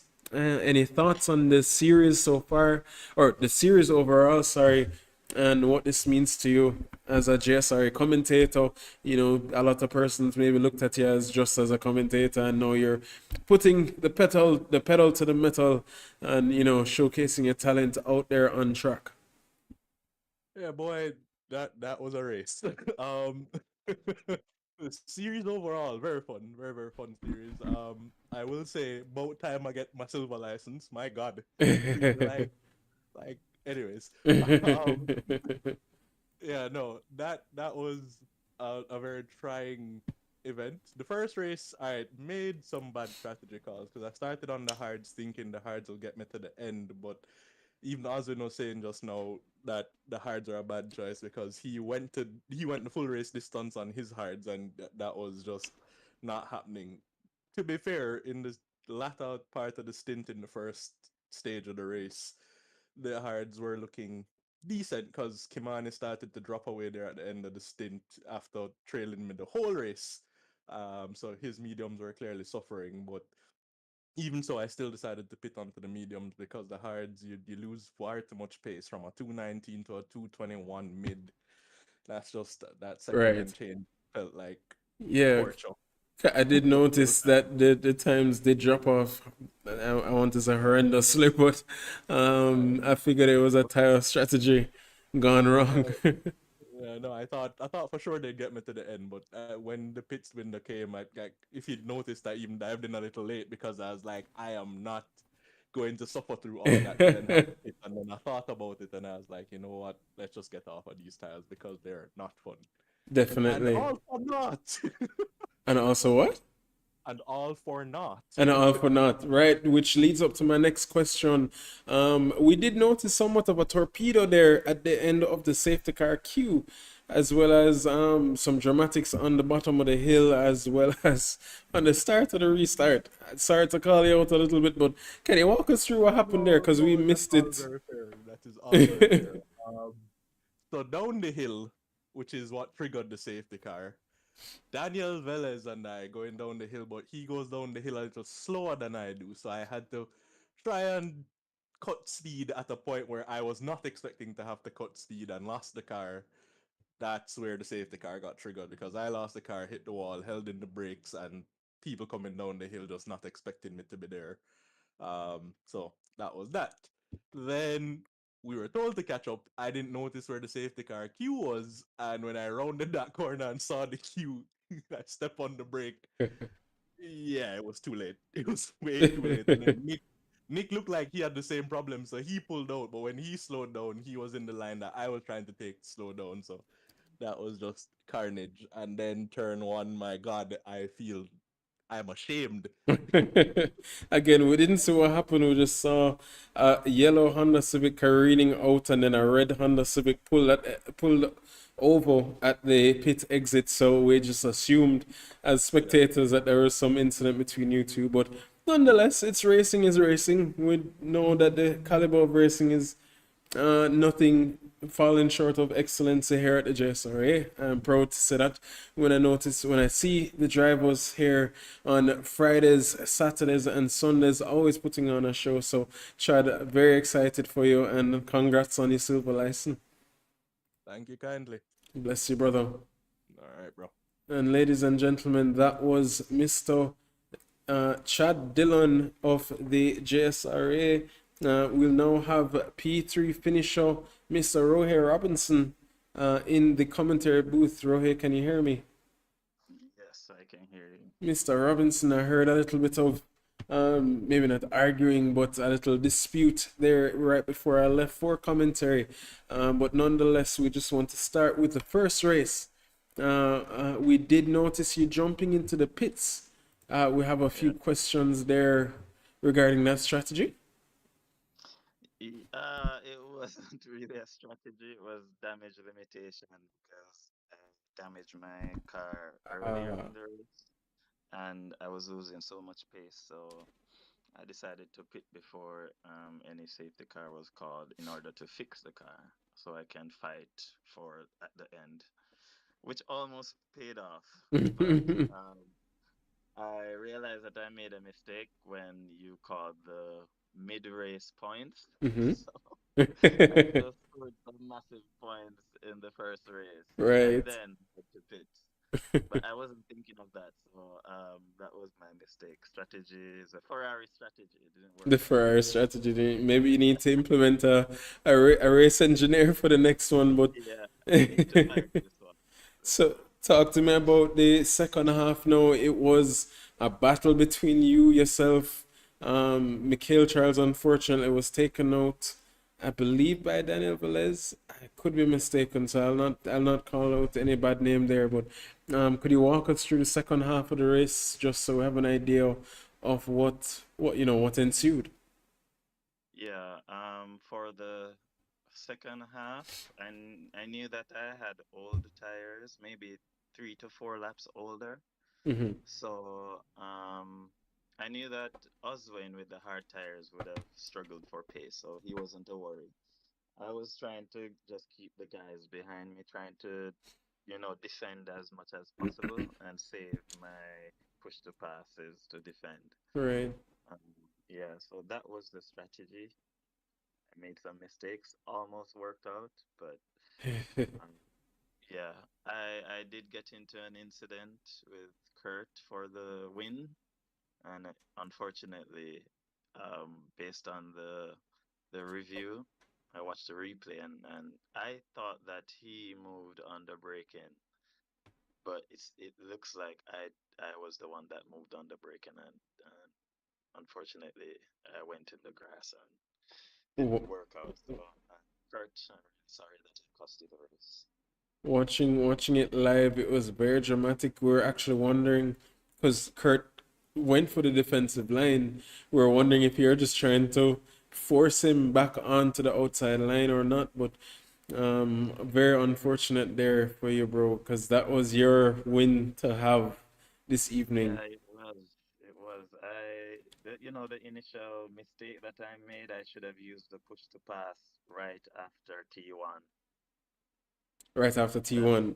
Yeah, yes, on because you that saved it initial. on Conrad Straight for Conrad Straight instead. Yeah. Mm-hmm.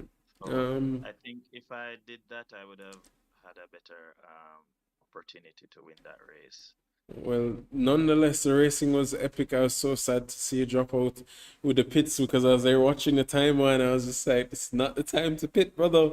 Between you and Oswin, as a little disappointed, but nonetheless, I think it was clear that the pit window was between 20 minutes and 30 minutes. I set it for the 26 minutes. The second it went through, Uh, yeah.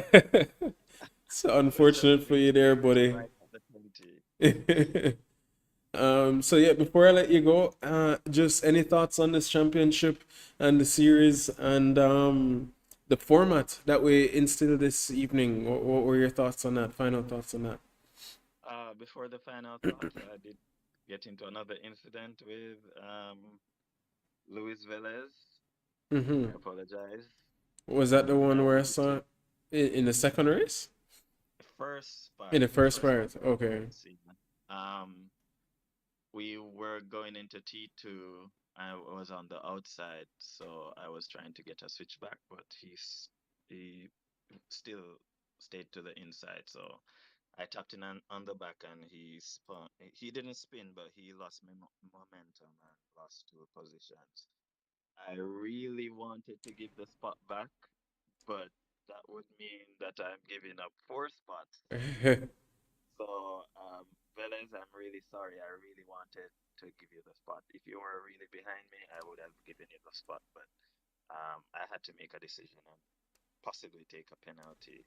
I'm not sure if it warrants a penalty, but I will take the penalty if so. So please report. Next, the championship. I think the championship is growing. The cars are really fun to drive, so it gives good battles as you could see on the stream.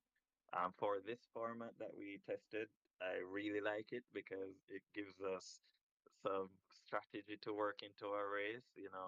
Persons using the hard versus the mediums and how old the tire is versus how new. It really gives the dynamic and it really gives the finish, the type of finish that we not necessarily want.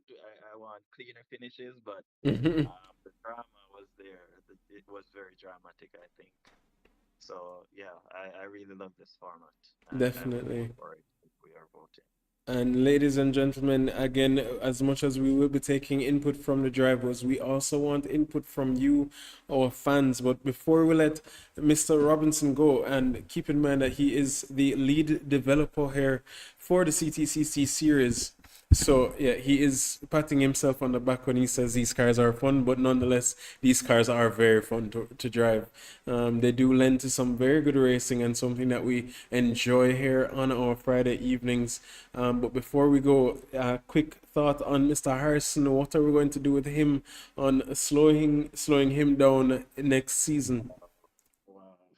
Um, even with the pole lap, was on.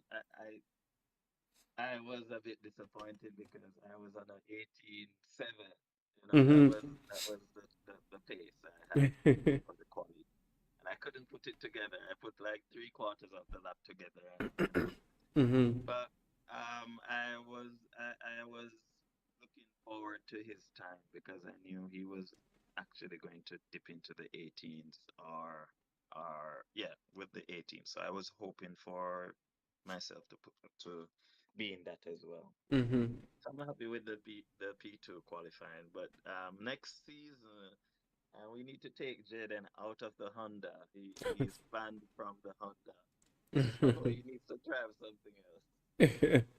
I'll definitely make notes with that of that, Mr. Robinson. But nonetheless, awesome championship. I believe you'd be finishing in P2 with today's I'm not sure because Mikhail Charles may Mikhail have taken it right. But we'll see. We'll should definitely take a look. Yeah, because I think he was leading, or you're leading by 2 points, 2.5 points. yeah, I think he will take the win. Yeah, he did finish P3, P2 in the first race actually. Mhm. So definitely somebody I wish we could talk to him quickly, but he's not in the chat. But nonetheless, Mr. Robinson, It was an honor having you here as always, and looking forward to next season with the Caribbean Touring Car Championship on the way. Thank you. Thank you too. Bye. And ladies and gentlemen, that was Mr. Rohir Robinson, currently residing in Japan, but resident Jamaican in Japan. But as it stands, we have P2 finisher in the second race, and I believe P3 finisher in the first race, Mr. Kurt Massive. Can you hear me? My brother, my brother, my brother. I haven't seen you here in a while. I know you've been busy and I know you make the races when you can, but it was such a pleasure to have you here this evening. I know you're having some troubles to get in, and trust me, I was ready to pause the stream just to make sure you could get in. But nonetheless, happy to have you on board, bro. Yeah, man, respect, man. Glad I was able to make the race. I had absolutely no practice. My practice was Qualifying. qualifier, so I didn't know how the car felt with fuel or anything. So yeah, I'm happy with second and third. It should have been first, but I kind of messed up.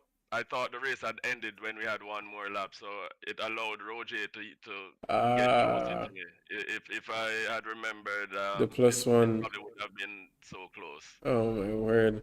All right, well, we're gonna get to race 2, but race 1, and I'm gonna ask you feedback as well on the format of tonight's race, what you thought of it. But before we get to that, race 1, especially at the start of the race, it was very climactic. I mean, the battle between you and Mikhail Charles and Roy Robinson in the first few laps was just one to behold. Any thoughts on that one? Well, it's just I was trying to just get used to the car.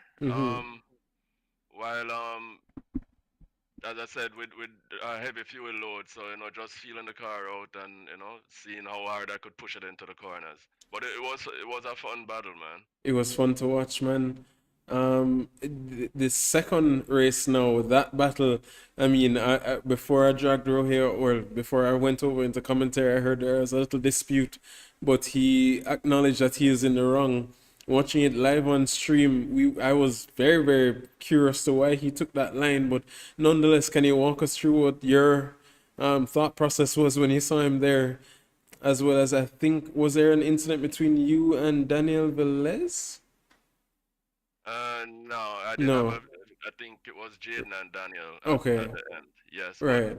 Yeah, coming down Conrad Street, and I saw Roger had a little run Push on it me, past, so right. I was trying my best to pinch him as much to the inside, kind of deter him from taking that line, but he he was trying to go for it anyway, and his car drifted on the braking and hit me. So that kind of slowed me up and caused Jaden to get Jaden. past. Man, what drama to cap off the finale of the Caribbean Touring Car Championship. I know these aren't your favorite cars to drive, but nonetheless, every time you come in, bro, it's always a show to behold. So thank you as always for joining. You got a No, shout man, out. we have to try wheel it every time, no matter what car it is, and try to have some fun. That's all it's about. Definitely, man.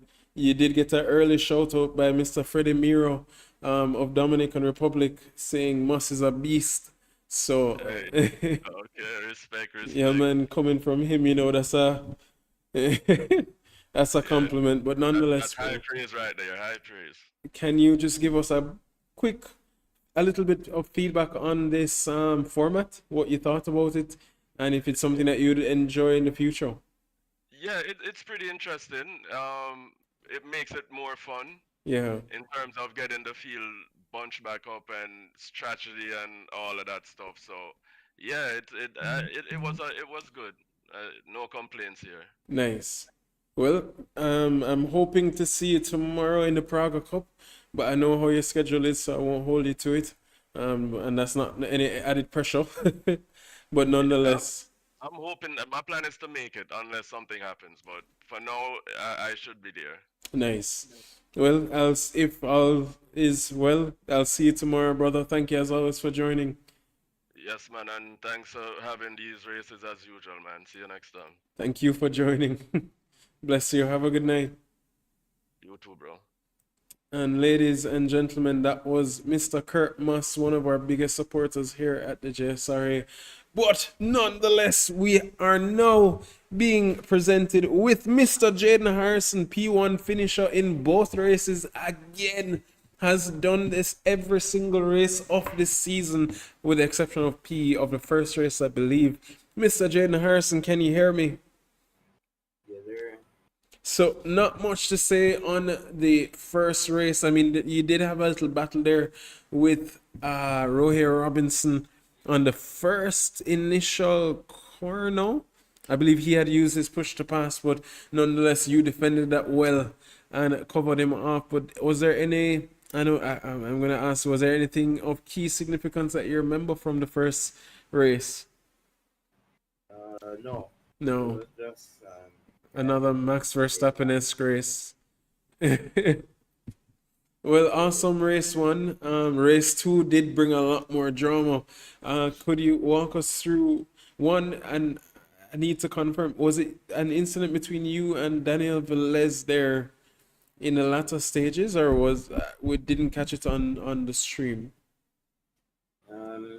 yeah, race two.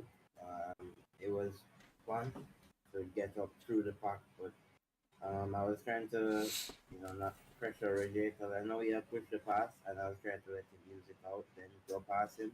Yeah. But then Kurt and Daniel caught up, and Reggie was kind of slow there, and I tried to swing it out outside, and then kind of just straight line it, and there's no space. So after that, I had to run off the grass, and then Kurt and Daniel came down, went right past it, and no spatial awareness, and I just didn't know where to brake, and I ran Daniel off through there. So that was it. But somehow I get back first place with Ray and Kurt fighting like the same way how I lost my first place. Yep. So it worked out. I mean, it was an epic fight nonetheless, though, especially what a dramatic finish there between yourself and Rohir Robinson. I mean, you cemented the championship a race ago, I believe, for P1. How does it feel winning another championship here? And also your thoughts on this format, what you thought. I mean, you were the first initial person to actually come up with that idea. I'll give you the praise there. What were your thoughts actually executing it? Come again? The format for this evening's race. You were the lead, I want to say designer of that format, or the first person that presented it, and then we tweaked it. But what were your opinions on that format now that we've executed it? I think it would work good because, as you say, the first half of the race was good, close. There was an incident which didn't cause a safety car, but the second stage group at the pack and basically give more racing, give more opportunity to get back P1. Look at the fight for P1 before it was just me out 5 seconds ahead of everybody, and in the second half it was me, Rohit, Kurt, Daniel, Mikhail, Oswin, all fighting for the P1, P2, P3. So, what a fight that was. Yeah. No, it was epic to watch, brethren. I enjoyed it thoroughly. I mean, from the commentator's booth, I didn't have the voice this evening, unfortunately, but you definitely got me to raise it this evening. So I'm definitely looking forward to hosting more races in that similar format in the future. And I will see you tomorrow for round 3 of the Praga Cup, and on Sunday for round 5 of the Tsukuba at Tsukuba Circuit for the Formula 4 Championship. But again, brother, congrats. An awesome run and an awesome capping to the finale of the Caribbean Touring Australian Tour. I'm looking forward to what else we have to come in the very near future for the next few seasons to come. Yes, for sure. Good race, and stay tuned for the next season. Definitely. And ladies and gentlemen, that was Jaden Harrison, P1 finisher in race 1, P1 finisher in race 2. What an epic showcase for him this evening. I mean, I myself have just...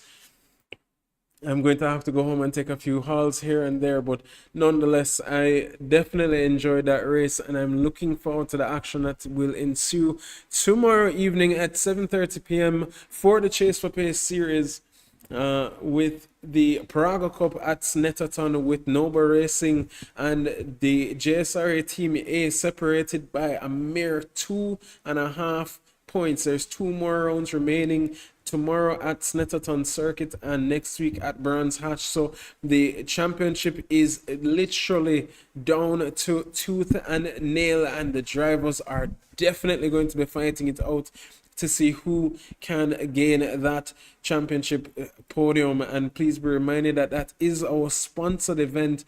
If you want more information on those events, we'll be looking forward to having more. But after the Praga Cup, that does bring the Chase for Pace event to a conclusion, and then we have round 5 of our Formula 4 championship, which has been, in my opinion, my favorite races for the weekend. So to cap off the triple header, we will have the Tsukuba, and the drivers battle it out at Tsukuba. It will most likely be a dry race based on what the forecast is saying. And that will bring the semi-finals of the Formula 4 Championship to a conclusion, and then the finals will be next week at Spa-de-Francorchamps. So that being said, ladies and gentlemen, I've been your host. I hope my voice has not been too droning for this evening's event, but nonetheless, I appreciate you spending the time with me. I hope the fighting was as good and enjoyed it as much as I did. But that being said, ladies and gentlemen, have a great evening. I will look forward to seeing you tomorrow evening for the Praga Cup, and Sunday, if you can't make it tomorrow at 1 p.m. Jamaica time, for the Formula 4 series. I've been your host, Stephen Stewart. Thank you and have a God-blessed evening. We are coming up to as so there is a run. outside. Oh yeah. Let's try the switcheroo. You came and failed the test, you met the best, expected chess, but got monopoly.